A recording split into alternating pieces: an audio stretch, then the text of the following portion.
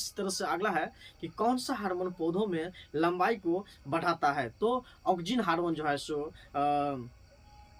पौधा को जो लंबाई बढ़ाता है वो ऑक्जिन हार्मोन होते हैं। इसी तरह से अगला है राइपिंग हार्मोन कौन सा है? तो राइपिंग हार्मोन एथिलीन हार्मोन को ही राइपिंग हार्मोन हार्मोन कहा जाता है। इसके बाद अगला है कि मानव शरीर का प्रमुख समन्वय अंग कौन सा होता है? तो मानव शरीर का प्रमुख समन्वय अंग जो होता है सो मस्तिष्क होते हैं। क्या होते हैं? मस्तिष्क होते हैं। इसी तरह से तंत्रिका तंत्र की सबसे छोटी इकाई क्या कहलाता है? तो तंत्रिका तंत्र की सबसे छोटी इकाई को न्यूरॉन कहते हैं। क्या कहते हैं? न्यूरॉन कहते हैं।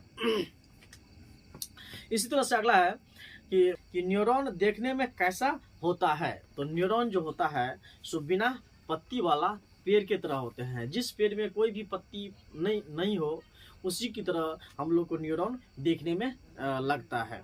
इसके बाद अगला क्वेश्चन है कि रक्त में शक्कर का मात्रा को कौन नियंत्रित करता है? तो इंसुलिन की हार्मोन करते हैं। इंसुलिन हार्मोन अर्थात शक्कर यानी डायबिटीज जो बढ़ता है उसको नियंत्रित कौन करता है? तो इंसुलिन हार्मोन होते हैं, यही हार्मोन करते हैं। इसके बाद जी हाँ, अगला क्वेश्चन है आपका कि कौन सा हार्मोन बीजों की प्रसुप्ति अवस्था को भांग करता है? तो ये जिबरेलिन हार्मोन होते हैं। इसके बाद नेक्स्ट क्वेश्चन है रासायनिक दूत किसे कहा जाता है? तो रासायनिक दूत हार्मोन को ही कहा जाते हैं। किसको? हार्मोन को कहा जाते हैं। जो वेरी वेरी इंपॉर्टेंट क्वेश्चन है कि रासायनिक दूत किसे कहा जाता है? तो हार्मोन को कहा जाता है। अगला है मानव में डायलिसिस थैली कहाँ है? तो नेफ्रॉन में जो है